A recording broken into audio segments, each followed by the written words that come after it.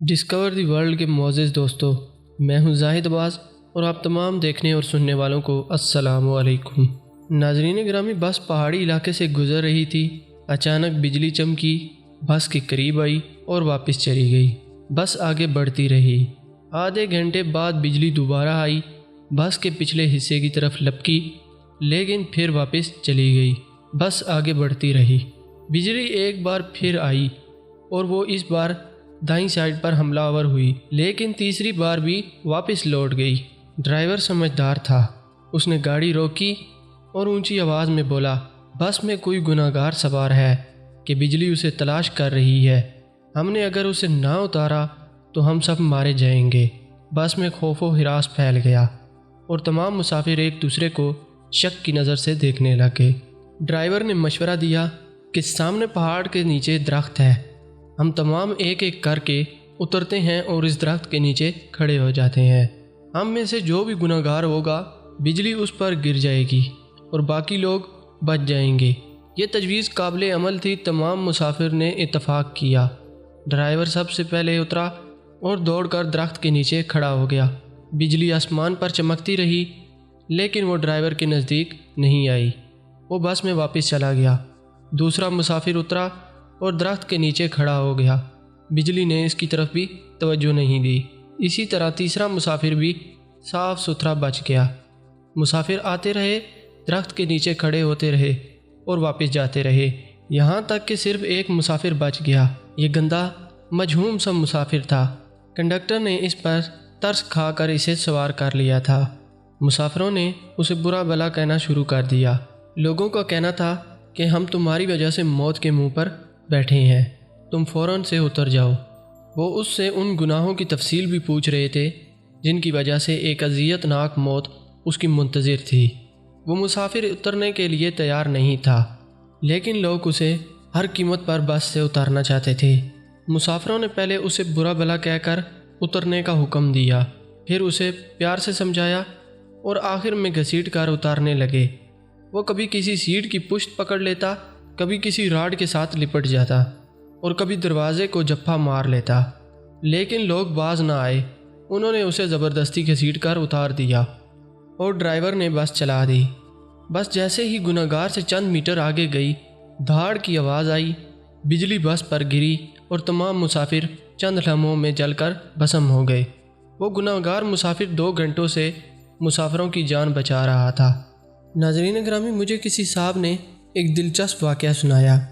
ہم ترکی کے راستے یونان جانا چاہتے تھے، ایجنٹ انہیں ترکی لے گیا۔ یہ اجمیر کے شہر سے دوسرے لوگوں کے ساتھ برف باری کا انتظار کرنے لگے۔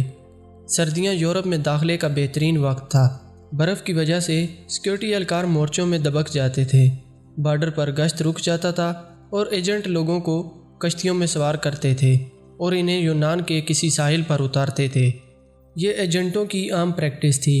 کسی صاحب نے بتایا کہ ہم ترکی میں ایجنٹ کے ڈیرے پر آ پڑے تھے، ہمارے ساتھ گجرانوالہ کا ایک گندا سا لڑکا تھا، نہاتا بھی نہیں تھا اور دانت بھی نہیں صاف کرتا تھا، اس سے خوفناک بو آتی تھی، تمام لوگ اس سے پرہیز کرتے تھے۔ ہم لوگ دسمبر میں کشتی میں سوار ہوئے، ہم میں سے کوئی بھی شخص اس لڑکے کو ساتھ نہیں لے کے جانا چاہتا تھا۔ ہم نے اسے روکنے کی کوشش کی لیکن وہ رونے لگا۔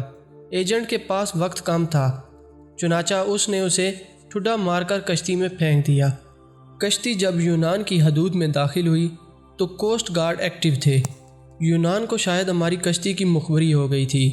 ایجنٹ نے مختلف راستوں سے یونان میں داخل ہونے کی کوشش کی مگر ہر راستے پر کوسٹ گارڈ کھڑے تھے۔ اس دوران اس لڑکے کی طبیعت خراب ہو گئی اور وہ الٹیاں کرنے لگا۔ ہم نے ایجنٹ سے احتجاج شروع کر دیا۔ ایجنٹ ٹینشن میں تھا، اسے غصہ آ گیا اور اس نے 2 لڑکوں کی مدد سے اسے اٹھا کر یخ پانی میں پھینک دیا۔ وہ بیچارہ ڈبکیاں کھانے لگا اور ہم آگے نکل گئے۔ ہم ابھی آدھا کلومیٹر آگے گئے ہوں گے کہ ہم پر فائرنگ شروع ہو گئی۔ ایجنٹ نے کشتی موڑنے کی کوشش کی، کشتی اپنا توازن برقرار نہ رکھ سکی اور پانی میں الٹ گئی۔ ہم سب پانی میں ڈبکیاں کھانے لگے۔ میں نے خود کو سردی، پانی اور خوف کے حوالے کر دیا۔ میری آنکھ کھلی تو میں ہسپتال میں تھا۔ مجھے عملے نے بتایا کہ کشتی میں سوار تمام لوگ مر چکے ہیں، صرف 2 لوگ ہی بچے ہیں۔ میں نے دوسرے شخص کے بارے میں پوچھا تو ڈاکٹر نے میرے بیڈ کا پردہ ہٹا دیا۔ دوسرے بیڈ پر وہی لڑکا لیٹا تھا جسے ہم نے اپنے ہاتھوں سے سمندر میں پھینکا تھا۔ سمندر کی لہریں اسے دھکیل کر ساحل پر لے آئی تھی اور مجھے کوسٹ گارڈ نے بچا لیا تھا، جبکہ باقی تمام لوگ گولیوں کا نشانہ بن گئے تھے یا پھر سردی سے ٹھٹر کر مر چکے تھے۔ میں 15 دن ہسپتال میں رہا۔ اس دوران یہ سوچتا رہا کہ میں کیوں بچ گیا۔ مجھے کوئی جواب نہیں سوچتا تھا۔ میں جب ہسپتال سے ڈسچارج ہو رہا تھا تو مجھے اس وقت یاد آیا کہ میں نے اس لڑکے کو لائف جیکٹ پہنائی تھی۔ ایجنٹ جب اسے پانی میں پھینکنے کے لیے آ رہا تھا تو میں نے فوراً باکس سے جیکٹ نکال کر اسے پہنا دی تھی۔ یہ وہی نیکی تھی جس نے مجھے آج بچا لیا تھا۔ مجھے جوں ہی یہ نیکی یاد آئی، مجھے 6 ماہ کا وہ سارا زمانہ یاد آ گیا جو ہم نے اس لڑکے کے ساتھ گزارا تھا۔ ہم نہ صرف ترکی میں اس کی وجہ سے بچ رہے تھے، بلکہ جب تک وہ ہماری کشتی میں موجود رہا ہم کوسٹ گارڈ سے بھی بچتے رہے، یخ پانی سے اور موت سے بھی محفوظ رہے۔ ہم نے جوں ہی اسے کشتی سے دھکا دیا، موت نے ہم پر اٹیک کر دیا۔ میں نے پولیس سے درخواست کی کہ میں اپنے ساتھی سے ملنا چاہتا ہوں۔ پولیس اہلکار نے بتایا کہ وہ پولیس وین میں تمہارا انتظار کر رہا ہے۔ میں گاڑی میں سوار ہوا اور جاتے ہی اسے گلے لگا لیا۔ مجھے اس وقت اس کے جسم سے کسی قسم کی بو نہیں آ رہی تھی۔ مجھے معلوم ہوا کہ میرے ساتھیوں کو اس کے جسم سے اپنی موت کی بو آتی تھی۔ یہ ان لوگوں کی موت تھی جو انہیں اس سے الگ کرنا چاہتی تھی، اور جوں ہی الگ ہوئے سب کے سب موت کی آغوش میں چلے گئے۔ ناظرین گرامی، میرے ایک بزرگ دوست جوانی میں ارب پتی تھے، لیکن ان کی زندگی کا آخری حصہ عسرت میں گزرا۔ مجھے انہوں نے ایک دن اپنی کہانی سنائی۔ انہوں نے بتایا کہ میرے والد مل میں کام کرتے تھے، گزارا مشکل سے ہوتا تھا۔ ان کا ایک کزن معذور تھا۔ کزن کے والدین فوت ہو چکے تھے، اس کے آگے پیچھے کوئی نہیں تھا۔ میرے والد کو ترس آ گیا اور وہ اسے اپنے گھر لے آئے۔ ہم 5 بہن بھائی تھے، گھر میں غربت تھی، اوپر سے ایک معذور بچہ بھی سر پر آ گیا۔ میری والدہ کو وہ کزن اچھا نہیں لگتا تھا، وہ سارا دن اسے کوستی رہتی تھی۔ ہم بھی والدہ کی وجہ سے اس سے نفرت کرتے تھے، لیکن میرے والد کو ان سے بہت محبت تھی۔ وہ انہیں اپنے ہاتھ سے کھانا کھلاتے، ان کو صاف ستھرا بھی کرتے اور انہیں کپڑے بھی پہناتے تھے۔ اللہ کا کرنا یہ ہوا کہ ہمارے حالات بدل گئے۔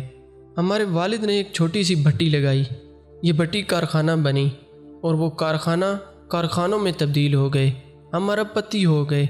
1980 کی دہائی میں میرے والد فوت ہو گئے اور وہ چچا ترکے میں مجھے مل گئے۔ میں نے انہیں چند ماہ اپنے گھر میں رکھا، لیکن میں جلد ہی تنگ آ گیا۔ میں نے انہیں پاگل خانے میں داخل کروا دیا۔ وہ پاگل خانے میں ہی رہ کر انتقال کر گئے۔ بس ان کے انتقال کرنے کی دیر تھی کہ ہمارا پورا خاندان عرش سے فرش پر آ گیا۔